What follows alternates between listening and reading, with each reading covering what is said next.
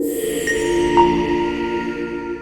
designers and architects, welcome back to BHY Solutions, the Deep Dive. Today we're going to be looking at something that's going to completely change the way you think about your work, the maker movement. We're going to be using Chris Anderson's Makers, the new industrial revolution, as our guide. Yeah, it's going to be a wild ride, really. A treasure trove of insights into this fascinating phenomenon. Get ready for some aha moments, maybe a little bit of head scratching too. We're talking about the ability for anyone to design and create almost anything, blurring the lines between, hobbyist and professional. Exactly. Remember that feeling when desktop publishing first came out and suddenly anyone could be a publisher? Right. Imagine that energy, but for physical objects. Exactly. And the implications for design and architecture are huge. Huge. Get ready to rethink everything you thought you knew about design and production. Even the role of the designer in a world where anyone can be a maker. Yeah.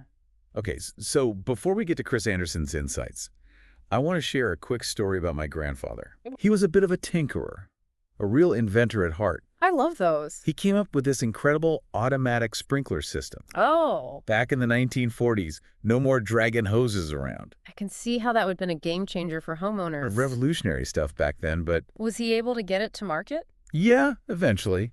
But it was a struggle. I bet. Back then, individual creators didn't have the same access to resources and technology that we have today. Right. He had to find a manufacturer willing to take a chance on his idea. Yeah. And even then, he had to give up a lot of control over the design and production process. That's a classic example of the traditional industrial model at work. The power was concentrated in the hands of those who own the factories and the means of production. It was his invention, but he didn't really call the shots. Right. Makes you appreciate how much the playing field has leveled for today's creators, and that's where the maker movement comes in. That's right. The maker movement is all about empowering individuals with the tools and resources to bring their ideas to life. Bypassing the traditional gatekeepers, democratizing design and production. Feels like a total shift in power dynamics, especially for creative fields like design and architecture. And that shift is driven by three key characteristics. Digital DIY. Okay. Makers can use desktop tools like CAD software and 3D printers to design and prototype right from their homes or workshops. Imagine being able to create a scale model of your latest architectural design with the click of a button. That's incredible. No more outsourcing, waiting weeks for a prototype. It really puts the power back in the hands of the designer. Right. Second, open source sharing and collaboration. Online communities have become essential for makers to share designs, get feedback, and even collaborate on projects with people all over the world. So you're not just limited to your own skills and resources, you're tapping into a global network of creativity and expertise. Exactly. And finally, direct access to commercial manufacturing services. Makers can use common design file standards to send their designs to professional manufacturers and have their products produced at any scale just as easily as they can create them on their desktop. So, theoretically, an architect could design a custom door handle and have it manufactured across the world, all without ever leaving their studio. Exactly. The maker movement has dramatically shortened the path from idea to entrepreneurship. It's a game changer for designers and architects who want to bring their unique visions to life. For sure. This is making me think about historical parallels, like the first industrial revolution. We all remember the spinning jenny, right? Of course, a seemingly simple invention that revolutionized textile production. Amplified individual productivity, just like the tools of the maker movement, but it also faced pushback from those who saw it as a threat. I can't help but wonder if some designers and architects might feel similarly about the maker movement. It's a valid point. Disruptive technologies often trigger anxieties about job security and shifts in established practices. Yeah. I think it's important to view the maker movement not as a threat, but as an opportunity. An opportunity, I like that. It's an opportunity for designers and architects to embrace new tools, to collaborate in new ways, and to create truly innovative and personalized designs that wouldn't have been possible before. Speaking of new tools, let's talk about desktop manufacturing, particularly 3D printing. Yeah. It's like that moment when desktop publishing took off. Except now we're not just printing words on paper. Right. We're printing actual objects. Yeah. From toys to tools to potentially even building components. It's incredible to see how far 3D printing has come. Early 3D printers were expensive and limited in what they could do. Right. Now you can find affordable, high-quality 3D printers that can print in a variety of materials, Plastics, metals. even food. I actually got to experience the magic of 3D printing firsthand. Yeah. Recently, my kids wanted this super specific furniture for their dollhouse. You know, kids are. Oh, I can imagine. Well, instead of scouring toy stores or spending a fortune on custom-made dollhouse furniture, we found this website called Thingiverse. It was basically a library of 3D designs. Cool. We downloaded the designs, resized them to fit our dollhouse, and boom, instant custom dollhouse furniture. That's a great example of how 3D printing is democratizing design and making it accessible to everyone. Exactly. It got me thinking, if we can print dollhouse furniture, Right. what's stopping us from printing bespoke architectural elements, custom designed furniture, or even entire buildings? The possibilities are limitless. Limitless, I love it. But access to tools is just one piece of the puzzle, right? Yeah. What about the knowledge and the business models that drive the maker movement? Let's talk about open source. Yeah. It's more than just free stuff. It's a whole new way of thinking about innovation and collaboration. Absolutely. Open source is about transparency, community, and building on each other's work. It's about breaking down the walls between creators and consumers and saying, hey, let's work together to make something amazing. Companies like Sparkfun Electronics and 3D Robotics are great examples of how open source can actually be a successful business model, right? VR. Sparkfun, which sells electronic components, makes all of their designs freely available. And this has helped them build a passionate community that contributes to product development, Wow. documentation, Documentation, yeah. and even customer support. So it's like turning your customers into collaborators and brand ambassadors. Exactly. And 3D Robotics, which focuses on drones, also embraces open source principles. Okay. Their founder actually started as a hobbyist, sharing designs and collaborating online. Wow. Now they are a major player in the drone industry. That's so inspiring. But let's be real, open source sounds great in theory, Right? but doesn't it come with challenges? What about intellectual property protection and the risk of someone copying your designs and undercutting you? Those are valid concerns. But the companies that thrive in the open source world have found that transparency and community building are powerful tools. Right. They foster a sense of shared ownership and loyalty that goes beyond just the product itself. So it's about creating an ecosystem of value that can't easily be replicated even if someone copies your design. Exactly. It's about the community, the values, and the collaborative spirit that drives the open source movement. Right. Okay, I'm starting to see how this all fits together, but let's move on to a concrete example of open innovation at work. Okay. Anderson talks about this company called Local Motors, Yeah. and it completely blew my mind. They're cool. They actually crowdsource car designs from their online community. It's a fascinating model. Wow. They hold design competitions and the community votes on the winning designs. So cool. This allows Local Motors to tap into a global pool of creativity. Wow. And it gives customers a real sense of ownership over the final product. It's like co-creating your dream car with a community of like-minded enthusiasts. Exactly, and this concept of open innovation could have a huge impact on the world of design and architecture. Huge. Just imagine if architects could use online platforms and communities to co-create designs with their clients. That would be incredible. Clients could contribute their ideas, give feedback, and really be part of the design process from start to finish. It would lead to a more personalized and responsive design process, and it could help bridge the gap between the vision of the architect and the needs and desires of the client. I love that. And speaking of innovative car companies, Anderson also highlights Tesla and their highly automated factory in Fremont, California. Oh yeah, Tesla is known for pushing the boundaries of manufacturing technology. Right, their factory is a prime example of how automation and robotics are transforming the manufacturing landscape. And it makes you wonder what similar advancements could mean for the construction industry. Imagine if we could build buildings with the same speed, precision, and customization that Tesla builds cars. It would revolutionize the way we think about architecture and construction. But let's be real, not everyone has access to a Tesla-level factory. So how do individual makers and small businesses fund their projects and bring their ideas to life? Crowdfunding platforms like Kickstarter come into play. Right. They've become a game changer for the maker movement, allowing creators to bypass traditional funding sources and raise capital directly from their communities. It's like democratizing access to capital, right? Exactly. It's like venture capital for the people. I've backed a few Kickstarter campaigns myself, and it's always so exciting to see a project I believe in come to fruition. It's about more than just money, though. It's about building a community of supporters who believe in your vision and want to see it succeed. It's about turning your fans into investors and creating a shared sense of excitement and ownership. Exactly. And platforms like Kickstarter aren't just for gadgets and tech products. You see successful campaigns for everything from films and books to art installations and community projects. It's a truly democratic platform that empowers creators of all kinds. It's amazing to see how crowdfunding is leveling the playing field and giving anyone with a great idea a chance to make it happen. Absolutely. But even with crowdfunding, makers still face the challenge of actually getting their products made. Right. And that's where platforms like Quirky come in. Quirky. Yeah. Tell me more. They take crowdsourcing to a whole new level. It's a platform where anyone can submit product ideas. Okay.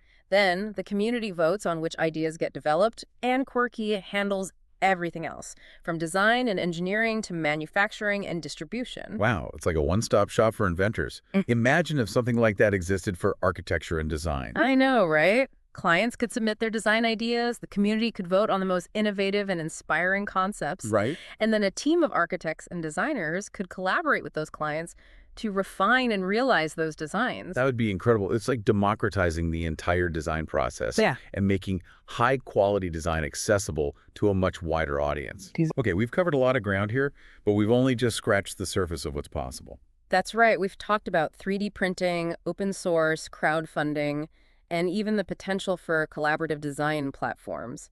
But there's a whole other realm of the maker movement that's even more mind-blowing. Oh, I can't wait. Tell me everything. We'll dive into that in the next part of our deep dive. We're going to explore DIY biology, programmable matter, and the future of creation itself. Get ready to have your mind blown. You got it. I'm strapped in and ready for blast off. See you in part 2. Sounds good. Welcome back to our deep dive into the maker movement. We've been exploring how this movement is empowering individual creators and disrupting traditional industries, especially for designers and architects like yourselves. And in this segment, we're going to shift our focus to the business side of making. What does it take to turn a passion project into a thriving enterprise? That's the million-dollar question for a lot of us, right? I'm particularly interested in how makers can navigate the world of intellectual property, especially when you're working in an open-source environment. It's a delicate balance, for sure. Seemed tricky. Anderson provides some great insights into how companies like Sparkfun and 3D Robotics manage that balance, leveraging open source while still protecting their brand and their business. They seem to be doing an amazing job. Both companies are thriving, even in highly competitive markets. Right, and one of the keys to their success is their commitment to building strong communities around their products. It makes sense their websites are more than just online stores. Yeah. They're hubs for information, collaboration, and support. It's like a virtual makerspace where people can connect, learn, and share their ideas. Exactly, and that sense of community is a powerful differentiator in a world where anyone can copy a product design. It's like that old saying, you can't copy a community. But let's be honest, community alone isn't enough, right? Right. You still need a fantastic product, a solid business model, and a way to stand out in a crowded marketplace. Absolutely, and that's where things get really interesting. Okay. Anderson highlights some fascinating examples of maker businesses that are breaking the mold, from crowdfunding campaigns to open source hardware to even community-driven car companies. Okay, let's break those down one by one. All right. We already talked about crowdfunding platforms like Kickstarter. Right. But how do those platforms fit into the bigger picture of building a successful maker business? Crowdfunding provides a way for makers to validate their ideas, test the market, and raise capital without giving up equity or control. It's like getting a green light directly from your target audience. So it's a bit like a pre-order system on steroids, but with the added benefit of community building and feedback. Exactly. If enough people are excited about your idea, they'll back it, and you'll have the funds to bring it to life. Precisely. And the beauty of crowdfunding is that it's not just about the money. It's about building a community of supporters who are invested in your success. I totally get that. I've backed a few Kickstarter campaigns myself, and it's such a rush to see a project I've supported come to life. Right. Especially when it's something you really believe in. Yeah, it's like being part of something bigger than yourself, and that sense of shared ownership and excitement is incredibly powerful. It can be a fantastic marketing tool, too. Right. It's almost like turning your customers into evangelists for your brand, which is invaluable in today's market. Exactly. And speaking of turning customers into evangelists, Anderson highlights a company called Quirky that's taking crowdsourcing to a whole new level. Quirky. Yeah, all ears. Quirky is a platform where anyone can submit product ideas and then the community actually votes on which ideas get developed. Oh, wow. Quirky's team of product development experts handles everything else, from design and engineering to manufacturing and distribution. Wow, so it's like a combination of Kickstarter and a full-service product development agency. Exactly, and it's a fascinating model for collaborative product development, don't you think? It allows Quirky to tap into a vast pool of ideas, and it gives inventors a chance to see their creations come to life without having to navigate the complexities of manufacturing and distribution. Which can be daunting. Right. I can see how that would be a dream come true for a lot of makers who might have amazing ideas but lack the resources or the know-how to bring those ideas to market. Right. And it's a model that I think holds huge potential for designers and architects as well. Imagine a platform where clients could submit their design ideas for homes, buildings, or even entire communities. Right. Then the community could vote on the best ideas, and a team of architects and designers could work directly with those clients to refine and build those ideas. That would be amazing. It would truly democratize the design process. Yeah. And give clients a direct voice in shaping their built environment. Yeah. Which can be incredibly empowering. Exactly, and it could lead to a much more diverse and innovative range of designs, reflecting the needs and aspirations of a much broader spectrum of people. Which is exciting to think about. I love that idea. But let's switch gears for a moment and talk about open source hardware. Okay. We touched on this briefly earlier, but I'd love to delve a little deeper into the advantages and challenges of this approach for maker businesses. Of course, open source hardware can be a powerful tool for innovation, particularly for startups and small businesses. It allows makers to build upon each other's work, which leads to faster development cycles and a much more collaborative approach to problem solving. That's like the Linux of the hardware world, right? Where you have this incredible community of developers all contributing to a shared code base, and everyone benefits from the collective knowledge and expertise. Exactly. And that shared knowledge and expertise can really accelerate innovation, particularly in rapidly evolving fields like robotics and 3D printing, where things are changing so quickly. We can't ignore the elephant in the room. Open source hardware also raises some serious concerns about intellectual property protection, right? Yeah, right. If anyone can copy your designs, how do you build a sustainable business? It seems counterintuitive. It's a valid concern, and it's something that open source hardware companies have to think carefully about. So how do they address it? What are some strategies for navigating that challenge? Well, as we discussed earlier, community is key. Open source hardware companies often focus on building strong, passionate communities around their products, fostering a sense of shared ownership and loyalty that goes beyond just the product itself. It's like the difference between buying a generic product from a faceless corporation and supporting a company whose values you align with. Right. People are more likely to invest in something they believe in. Exactly. And that sense of shared values and community can be a powerful motivator for customers to choose an open source product over a closed source alternative, even if the price point is similar. So it's about more than just the product itself. It's about the community, the values, and the story behind the product, which can be incredibly compelling. Right. And that story can be a powerful differentiator in a crowded marketplace where it's so hard to stand out. That makes total sense. But let's be realistic. Even with a strong community and a compelling story, open source hardware companies still have to deal with competition from clones, right? Yeah. If anyone can copy your designs and sell them for less, how do you stay ahead of the game? It's a constant challenge, and it requires a multifaceted approach. Companies have to focus on quality, innovation, building strong brand recognition, and leveraging the power of their community to stay ahead of the curve. So it's about being more than just a manufacturer. Yeah. It's about being a thought leader, a community builder, and a champion for open source values, Right. which is a big ask. Exactly. And it requires a different kind of mindset, one that embraces collaboration and transparency over secrecy and control. This is all fascinating stuff, but I'm curious to hear your thoughts on how makers can navigate the often complex world of manufacturing, especially when starting to scale up. Many makers begin with small-scale DIY production methods, Right. but what happens when they want to take their operations to the next level? That's a critical transition point for many maker businesses, and it's where a deep understanding of manufacturing processes, supply chains, and quality control becomes essential. Yeah. You need to start thinking like a bigger company, even if you're still relatively small. It's like going from baking cookies in your kitchen to running a full-scale commercial bakery, Yeah, right? The principles are the same, but the scale and complexity are on a whole different level. exactly. And makers who want to scale up their operations often have to make strategic decisions about whether to outsource manufacturing, invest in their own production facilities, or find creative ways to partner with existing manufacturers. There's no one-size-fits-all solution. It's a lot to juggle for sure, but luckily the maker movement is all about sharing knowledge and resources, right? Right. There are tons of online communities, forums, and maker spaces where makers can connect with each other, learn from experienced entrepreneurs, and find mentors to guide them through the process. Absolutely. It's a testament to the collaborative spirit of the maker movement, and it's one of the reasons why I'm so optimistic about the future of making. Me too. It feels like anything is possible if you have the right idea and the right community supporting you. I agree. And speaking of possibilities, we're about to enter a whole new realm of the maker movement, one that's even more mind-bending than what we've discussed so far. Okay, I'm on the edge of my seat. Bring on the mind-bending stuff. In the next part of this episode, we'll explore the world of DIY biology, programmable matter, and the potential for makers to reshape our world in ways we can barely even imagine. Wow, sign me up. I'm ready to dive in. Oh.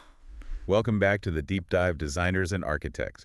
It's time to wrap up our exploration of the maker movement. We've covered a lot of ground from 3D printing and open source hardware to crowdfunding and the rise of collaborative design platforms. And now we're about to venture into a whole new realm, the realm of the truly mind-blowing, where science fiction meets reality. We're going to explore the frontiers of DIY biology and programmable matter concepts that could revolutionize the way we think about design and creation.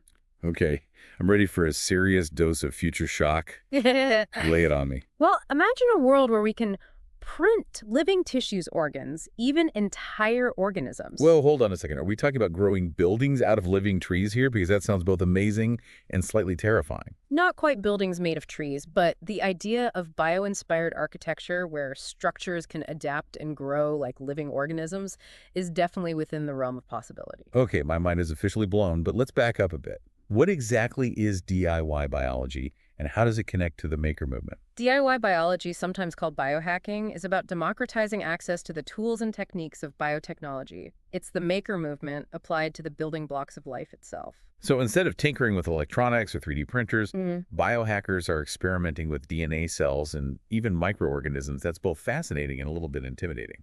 It is a powerful field with incredible potential for good, but also potential risks.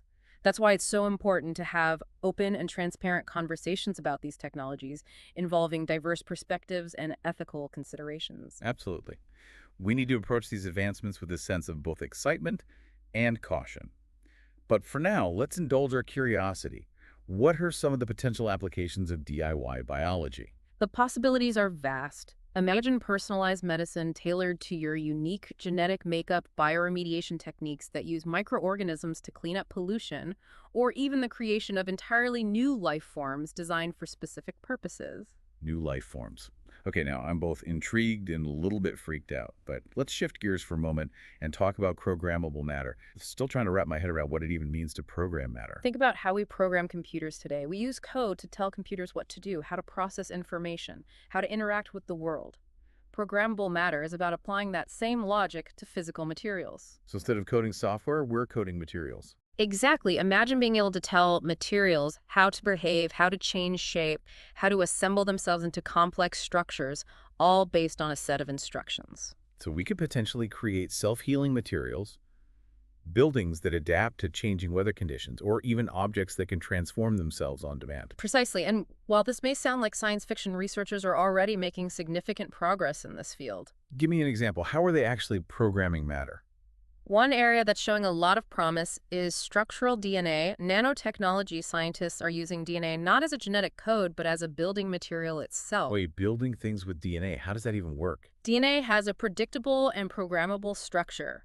Researchers can design DNA strands that self-assemble into specific shapes and patterns, almost like microscopic Lego blocks. Wow, that's incredible. It's like controlling matter at the most fundamental level. It is, and the potential applications are mind-boggling. Imagine self-assembling furniture buildings that can repair themselves, or even medical implants that can adapt and grow with the body. Okay, you've officially blown my mind.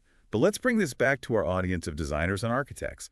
How do you see the maker movement, with all of its futuristic potential, shaping the future of the built environment? It's an exciting time to be in the world of design and architecture. The maker movement is bringing a fresh wave of creativity and innovation to the field, challenging traditional approaches and opening up a world of possibilities. What are some of the most promising areas where you see this happening? We're already seeing the impact of 3D printing on architecture. Designers are using 3D printers to create scale models, prototypes, and even custom building components as the technology continues to evolve. It's not hard to imagine a future where entire buildings are 3D printed on-site, tailored to the specific needs and preferences of the occupants. It's like the ultimate in bespoke architecture. Exactly. But the maker movement is about more than just 3D printing. It's also fostering a more collaborative and participatory approach to design, with architects working closely with clients, engineers, community members, and even other makers to co-create innovative and sustainable solutions. So it's about breaking down the silos between disciplines and creating a more holistic and integrated approach to design. Precisely, and this collaborative spirit is leading to some truly inspiring projects, from community-built makerspaces to sustainable and energy-efficient buildings to urban farms and vertical gardens that bring nature into our cities. It sounds like the maker movement is not just about making things, but about making a difference, about creating a more sustainable, equitable, and creative world. I couldn't agree more, and it's a movement that's open to everyone, regardless of your background, your skills, or your age. That's a powerful message. And as we wrap up this deep dive, what's the one key takeaway you want our listeners to walk away with? The maker movement is more than just a trend. It's a cultural shift, a technological revolution, and a powerful force for positive change. Embrace the spirit of making, experiment, collaborate, and let your creativity run wild. The future is in your hands. Beautifully said. And to our listeners, thank you for joining us on this journey of exploration and discovery. We hope you've been inspired, challenged, and maybe even a little bit mind blown. Until next time, keep making, keep innovating, and keep pushing the boundaries of what's possible. This is The Deep Dive signing off.